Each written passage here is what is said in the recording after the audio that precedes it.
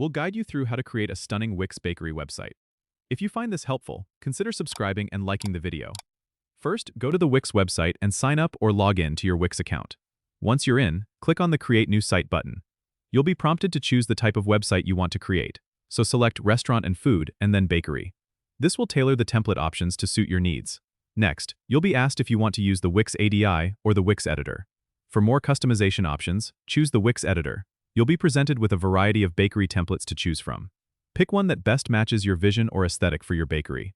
Once the template is loaded, you can start customizing it. Click on any element to change its text, font, color, or size. You can drag and drop elements to different parts of the page for better layout arrangement. To add your bakery's logo, click on the header and then Add Image. Upload your logo and adjust its size.